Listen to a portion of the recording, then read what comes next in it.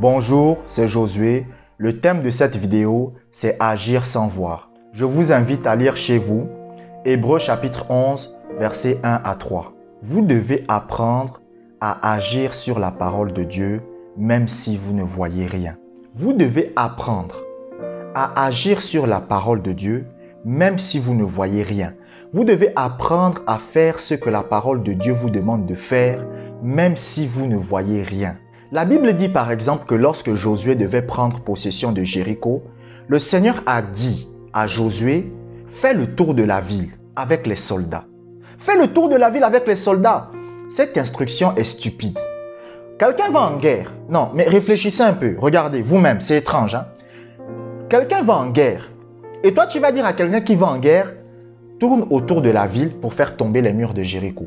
Et après, à la fin, vous devez crier et les murs vont tomber. Et c'est ce que Josué a fait. Et par la grâce de Dieu, Josué a réussi à prendre Jéricho. Parce que Josué a agi par la foi.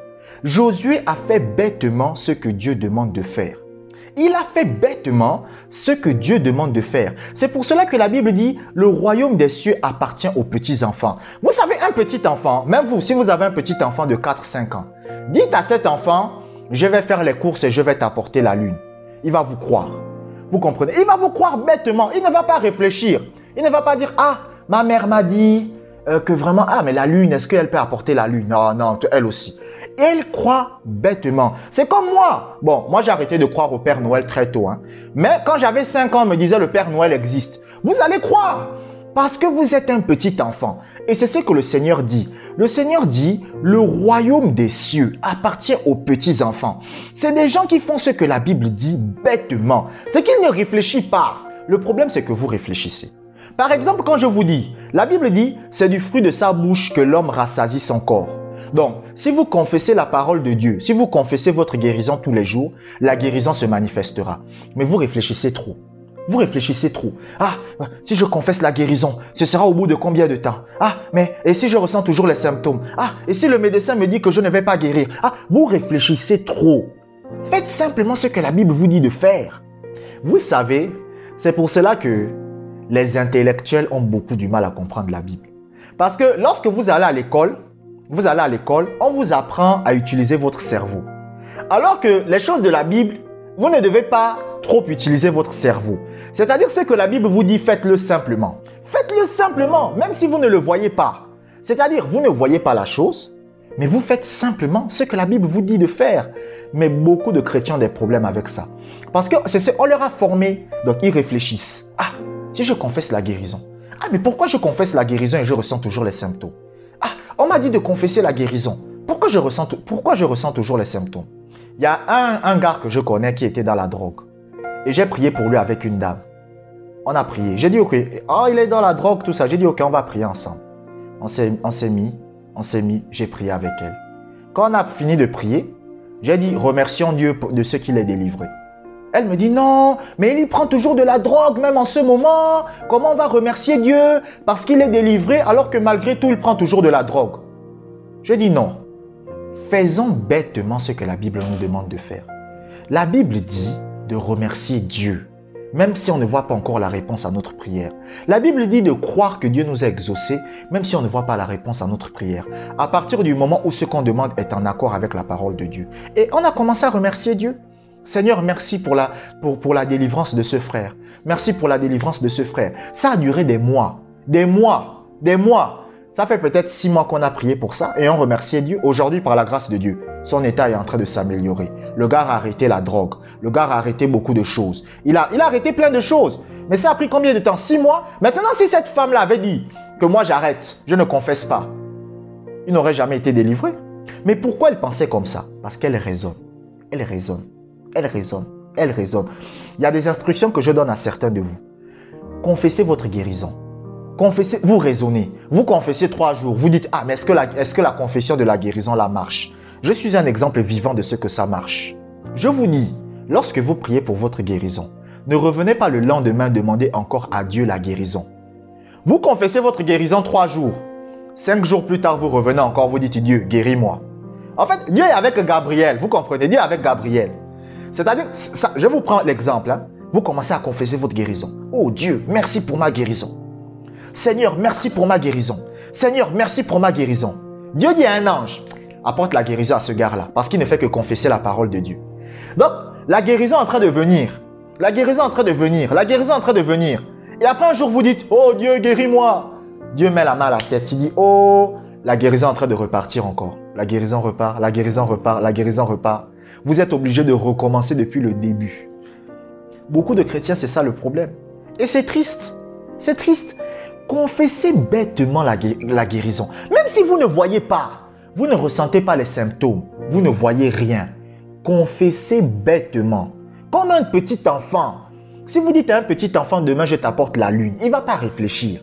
Il ne va pas dire, mais demain je t'apporte la lune. Non, mais est-ce que tu es sûr? Un enfant de 4-5 ans, il va dire, c'est vrai. C'est vrai. Même quand vous allez revenir des courses, faites ce test. Dites à votre enfant de 4-5 ans, je vais t'apporter la lune.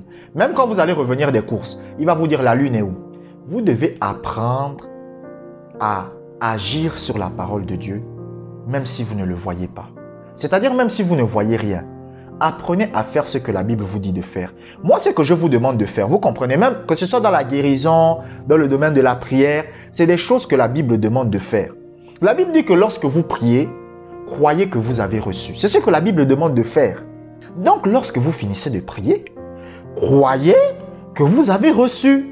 Ne revenez pas encore dire, Seigneur guéris, croyez que vous avez reçu. C'est simple. Agissez et comportez-vous selon ce que la Bible demande de faire, même si vous ne sentez pas, vous ne voyez pas la chose, même si vous ne sentez pas la chose. Mais le problème des chrétiens aujourd'hui, et c'était mon problème, vous savez, moi je ne condamne pas parce que c'était aussi mon problème. On nous a appris à nous fier à ce que nous voyons. On se fie seulement à ce qu'on voit. C'est-à-dire la plupart des chrétiens, tant qu'ils n'ont pas vu, ils ne peuvent pas croire. Tant qu'ils n'ont pas vu, ils ne peuvent pas confesser la guérison. Tant qu'ils n'ont pas vu, ils ne peuvent pas croire. Et c'est triste. C'est triste. La Bible demande d'agir par la foi. La Bible dit que c'est par la foi qu'ils vainquirent des royaumes. C'est par la foi. Regardez quelqu'un comme Josaphat. Josaphat est attaqué par 3 royaumes. Et Dieu dit à Josaphat, va en guerre, tu as gagné la guerre. Pendant que Josaphat va en guerre, il met des chantres au devant de l'armée pour chanter des louanges à Dieu. Quelqu'un qui n'a même pas encore gagné la guerre. La Bible dit que pendant que les chantres étaient en train de chanter des louanges, au même moment, Dieu a mis la confusion dans le camp de l'ennemi. Dieu a mis la confusion dans le camp de l'ennemi.